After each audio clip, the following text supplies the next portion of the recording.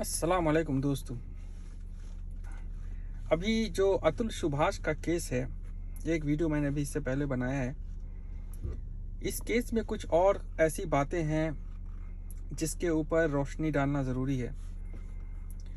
एक बहुत ही इम्पोर्टेंट सा सवाल है, एक रिलेवेंट सवाल है एक तरह से। वो ये है कि ऐसे केसेस में जब हम देखते हैं कि एक बहुत ही बड़ा इनजस्टिस हुआ है और लोगों की हक तलफी हो रही है किसी भी सिचुएशन में, तो सवाल ये उठता है कि आखिर वो क्या चीज़ है जिसकी वजह से ऐसे इश्यूज़ को रोका जा सकता है। क्या कोई कानून ऐसा बनाया जा सकता है जिससे कि लोग इस तरह की सिचुएशन में ना आए या ऐसी हरकत ना करें। क्या हमारे पास कोई ऐसा नया इंस्टीट्यूशन बनाने की ज़रूरत है, एडमिनिस्ट्रेटिव इंस्टीट्यूशन, जिससे इन चीज़ों को कंट्रोल किया जा सके। आप ये देखेंगे कि लॉज हैं, जैसे सेक्शन 498 है और भी लॉज हैं जिनका रेफरेंस दिया जाता है। इंस्टीट्यूशंस भी हैं, लाइक जुडिशरी है, पुलिस है और सारी चीज़ें हैं। इसके बावजूद लोगों के ऊपर इनजस्टिस होता है और इसको ऐसा लगता है कि इसको कंट्रोल नहीं किया जा सकता है। और होता यह है कि लोग फिर एजिटेट करते हैं, लोग डिमॉन्स्ट्रेशन करते हैं, लोग सोशल मीडिया पे अपना आउटरेज दिखाते हैं कि ऐसी चीज़ क्यों हो रही है, और फिर वो सवाल उठाते हैं गवर्नमेंट पे, सवाल उठाते हैं पुलिस पे, जुडिशरी पे, इन सब पे सवाल उठाते हैं।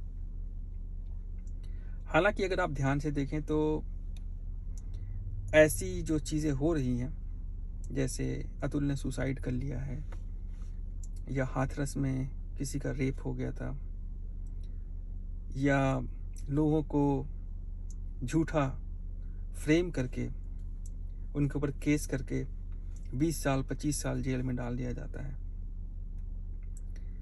तो इसके लिए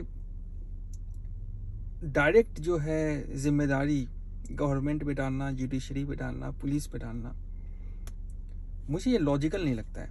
मतलब गवर्नमेंट कैसे जिम्मेदार हो गई इस चीज़ के लिए, या पुलिस या जुडिशरी कैसे जिम्मेदार हुई? ये क्या कोई एक ऐसी चीज़ है जो अपनी शक्ल सूरत में एग्जिस्ट भी करती है?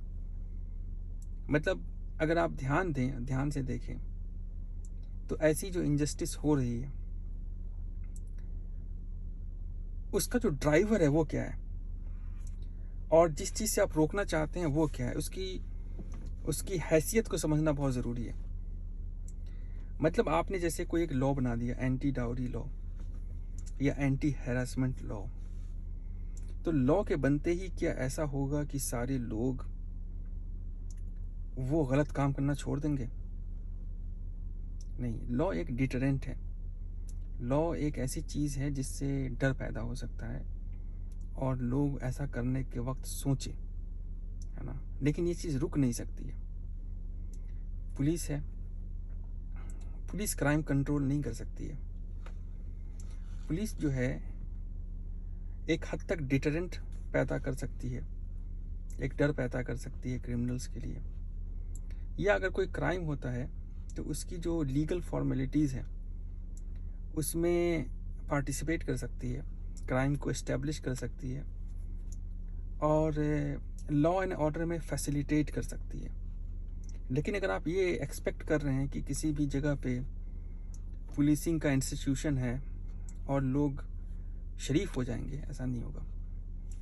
ऐसा ही जुडिशरी के साथ है। जुडिशरी का होने का मतलब ये नहीं है कि लोगों को फटाफट इंसाफ मिलने लगेगा। जुडिशरी भी उतनी ही करप्ट हो सकती है जितना एक इंसान करप्ट हो सकता है।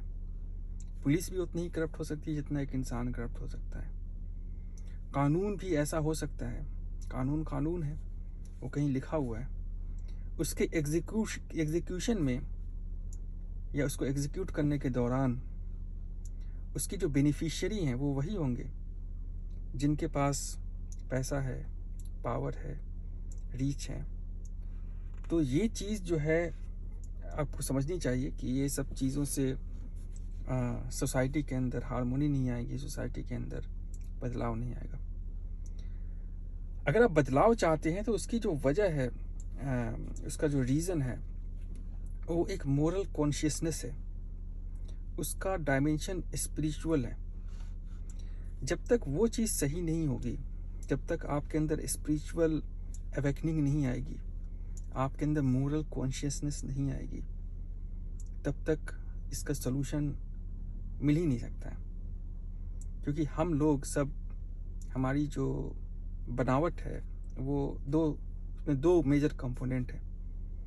एक हमारा एनिमलिस्टिक एग्जिस्टेंस है, जो कि हमेशा सर्वाइवल ऑफ फिटेस्ट और अपनी जो ज़रूरत है उस पर वो फोकस करता है, अपनी नीड्स पे फोकस करता है, अपनी ग्रीड जो है उस पर फोकस करता है। और दूसरी जो रियलिटी है हमारे एग्जिस्टेंस का, वो एक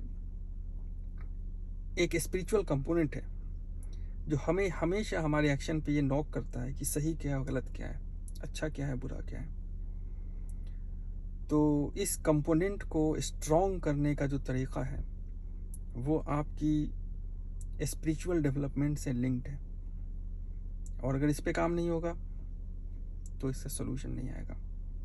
अनफॉर्चुनेटली इस पे जो काम करने का के जो टूल्स हैं, जो मेथड्स और प्रैक्टिसेस हैं, वो रिलीजन के थ्रू आती हैं, रिलीजियस टीचिंग्स के थ्रू आती हैं। लेकिन जो रिलीजन का हमने हाल किया है, जो रिलीजन के साथ हमने सौतेला व्यवहार किया है, वो ये किया है कि हमने उसको एक ट्रांजैक्शनल रिलेशन में बदल दिया है। हमने एक ब्राइबरी बेस्ड माइंडसेट में इसको तब्दील कर दिया है कि अच्छा, हम मेरे ये भगवान हैं, ये लक्ष्मी देवी, इनकी हम पूजा करेंगे तो Lakshmi Devi is obliged to give me wealth.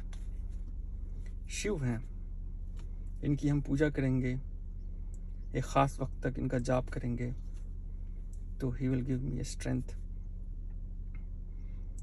और ऐसे ही बहुत सारे हमारे जो भी रिलेशन हैं सुप्रीम बीइंग के साथ जो होना चाहिए, उसको हमने एक एनिमलिस्टिक ट्रांजैक्शनल रिलेशन में तब्दील कर दिया है। यहाँ रिलीजन का एसेंस ख़त्म हो गया है। ये रिलीजन भी एक ग्रीड बेस्ड एक्टिविटी में तब्दील हो चुका है। इसमें सारे रिलीजन हैं, मतलब आप मुसलमानों को भी देखेंगे, ख्वाजा गरीब नवाज़ के मज़ार पे जाते हैं, मोइनुद्दीन चिश्ती के मज़ार पे जाते हैं।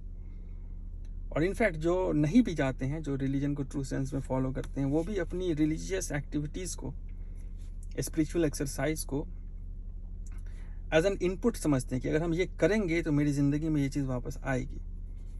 लेकिन रिलीजन ये नहीं था। रिलीजन एक सेल्फ डिस्कवरी का रास्ता है। ये समझाता है कि आपके अंदर जो स्पिरिचुअल कंपोनेंट है, जो आपको सही, गलत, अच्छाई और बुराई की तरफ इशारा देता है, उसका सोर्स क्या है, उसको समझने के लिए जो रास्ता है वो रिलीजन का रास्ता है। इसमें आपको पढ़ने की ज़रूरत है, इसमें आपको सैक्रिफाइस देने की ज़रूरत है, तभी आप इस चीज़ को समझ सकेंगे।